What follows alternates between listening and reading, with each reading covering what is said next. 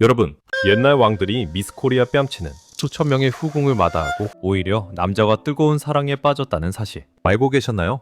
단순히 친한 친구 사이가 아닙니다. 매일 밤 침소에서 함께 잠자리하고 공식적인 자리에서도 연인처럼 애정 행각을 벌였던 건데요. 이것을 역사에서는 남색이라고 부릅니다. 단순히 즐기는 수준을 넘어서 나라를 통째로 주려하거나 아니면 애인을 위해서 목숨까지 걸었던 왕들이 실제로 존재했습니다. 오늘은 역사책이 차마 민망해서 담지 못해 페이지를 찢어버린 왕들의 지독한 남색 비하인드 스토리를 제대로 한번 지지고 볶아보겠습니다. 자, 그럼 사랑을 위해 비단 소매까지 쿨하게 잘라버린 황제가 있는 곳, 중국 한나라의 황실 침소로 이동해 보겠습니다. 자, 여기면 지금 중국 한나라 황제의 침실인데요. 젊은 황제의 애제가 동현이라는 꽃미남한테 제대로 홀려 있어요. 어느 날 황제가 동현과 낮잠을 자고 있는데 동현이 황제의 비단 소매를 베개 삼아 아주 단잠에 빠진 거예요. 보통 같으면 야, 안 일어나? 했겠지만 우리 황제님은 달랐습니다. 어휴, 내 사랑, 자다 깨면 안 되지 하면서 칼로 자기 비단 소매를 쓱쓱 잘라버리고 조용히 일어났습니다. 여기서 바로 그 유명한 말,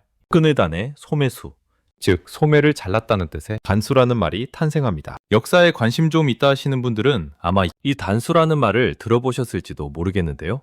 이 말은 오늘날까지도 동양권에서는 남성 간의 지독한 사랑을 상징하는 유명한 대명사가 되었죠. 황제가 자기 옷을 찢을 만큼 애인한테 미쳐 있었다는 증거인데요. 황제는 여기서 멈추지 않았습니다. 동현에게 궁궐뺨치는 대저택을 지어주고 그의 가족들까지 전부 고위직에 앉혔죠. 심지어 술 기운에 나는 내 황제 자리를 동현에게 물려주겠다! 라는 정신나간 소리까지 해서 온 나라를 뒤집어 놓습니다. 하지만 이 화려한 파티는 황제가 25살이라는 젊은 나이에 갑자기 세상을 떠나며 비극으로 변합니다. 든든한 방패였던 황제가 사라지자마자 그를 증오하던 신하들이 기다렸다는 듯 동현을 공격했고 결국 그는 모든 재산을 몰수당한 채 쓸쓸히 자결로 생을 마감합니다. 나라까지 주려다 결국 모두를 파멸로 몰고 갔던 중국 역사상 가장 뜨겁고도 허망한 로맨스로 기록된 사건이었죠. 그런데 여러분, 여기서 잠깐 궁금해지죠? 아니, 미스코리아급 후궁들이 널렸는데 왜 굳이 남자와 사랑에 빠지는 걸까요? 사실 당시 왕들에게 후궁은 사랑보다는 가문끼리의 정치적 비즈니스에 가까웠거든요. 늘 계산기만 두드려야 했던 왕들에게 아무 조건 없이 곁을 지키는 미소녀들은 유일하게 숨 쉴 수 있는 정서적 해방부였던 셈입니다. 한마디로 삭막한 궁궐에서 찾은 찐 사랑이었달까요? 자, 그럼 중국의 허망한 러브스토리를 보셨으니 이번엔 주군을 위해 기꺼이 불길로 뛰어든 뜨거운 남자들이 있는 곳, 일본 교토의 혼노지로 이동해 보겠습니다. 자, 여기는 지금 사방이 시뻘건 불길에 휩싸인 일본 교토의 절 혼노지입니다. 밖에는 수만 명의 군대가 에워싸고 있고 안에는 화살이 빗발치고 있죠.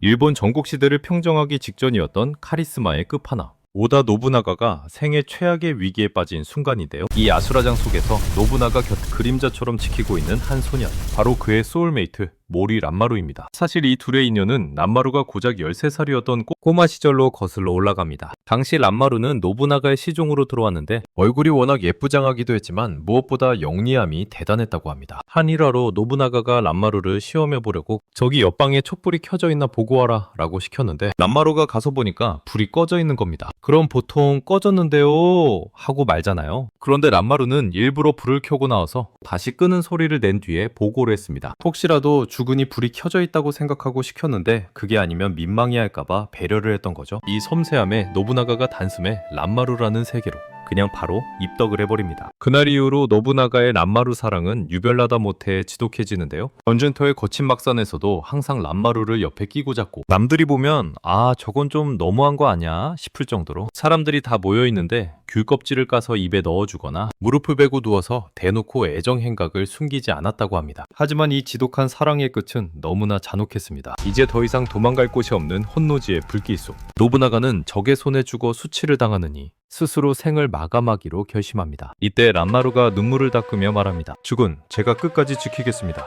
편히 가십시오. 란마루는 겨우 18살의 나이에 밀려오는 적들을 향해 칼을 휘두릅니다. 주군이 안심하고 자결할 수 있는 그 몇 분의 시간을 벌어주기 위해 온몸에 화살이 박히면서도 절의 문 앞을 막아선 거죠. 결국 노부나가가 안에서 자결하며 불을 지르자 란마루 역시 이제 제 할 일은 다 했습니다 라는 듯 미련 없이 주군을 따라 불길 속으로 몸을 던지며 정말 말 그대로 불타는 사랑의 엔딩을 맞이했죠. 자, 그럼 일본의 이 불타는 사랑은 뒤로 하고 이번엔 사랑이 광기로 변해버린 비극의 현장, 바로 우리 고려시대의 개경 궁궐로 이동해 보겠습니다. 자, 여기는 지금 고려의 심장, 개경의 궁궐안입니다. 이곳에는 우리 역사상 가장 파란만장했던 왕, 공민왕이 살고 있는데요.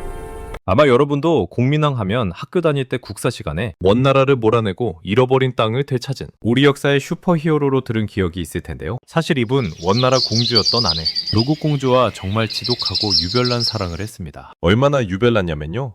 공주가 아이를 낳다가 죽자 밥도 안 먹고 매일 통곡을 하더니 나중에는 공주의 초상화를 앞에 두고 혼자 밥을 먹으며 공주의 영혼과 대화를 할 정도였습니다. 슬픔에 미쳐버린 공민왕은 그때부터 완전히 다른 사람이 되어버립니다. 죽은 아내 대신 눈을 돌린 곳이 하필 미소년 집단인 자제위라는 곳이었습니다. 왕이 직접 명문가 자제들 중에서도 연예인 뺨치게 잘생긴 애들만 골라서 뽑은 일종의 꽃미남, 근이 되었죠. 왕은 이들과 그림을 그리거나 산책을 하며 즐거워했는데 사실 이런 것들이 목적은 아니었습니다. 밤만 되면 은밀한 침소로 불러들여서는 이 미소년들과 뜨밤을 보냈는데요. 특히 왕이 총애했던 인물은 홍윤이라는 청년이었습니다. 기록에 따르면 왕은 홍윤과 매일 밤 잠자리를 같이 하는 건 물론이고요. 신하들이 다 보는 앞에서도 거침없이 스킨십을 즐겼다고 하네요. 죽은 아내를 그리워하다 시작한 남색이 어느덧 더 이상 걷잡을 수 없는 탐닉으로 변해버린 겁니다. 하지만 비극은 여기서 멈추지 않았는데요. 후계자가 없던 공민왕은 급기야 제정신이라고는 믿기지 않는 기괴한 명령을 내립니다. 내 후궁이랑 자고 내 아이를 낳아라.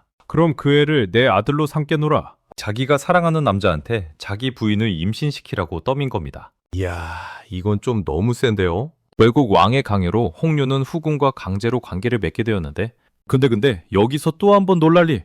아니, 진짜로 임신에 성공하는 겁니다. 우째 이런 일이. 그런데 여기서 공민왕의 광기가 폭발합니다. 왕은 이 비밀을 영원히 묻기 위해 내 아기를 가진 후궁과 관계한 놈들은 모조리 죽여버리겠다. 라는 이상한 결심을 하는 거죠. 아니, 안 하겠다는데 자기가 억지로 시켜놓고선 증거를 없애려고 자기가 사랑한 홍윤을 죽이려 한 겁니다. 이 살벌한 계획을 눈치챈 황관이 홍윤에게 달려가 속삭입니다. 왕께서 지금 술에 취해 계신데 깨어나시면 당신을 죽일 겁니다.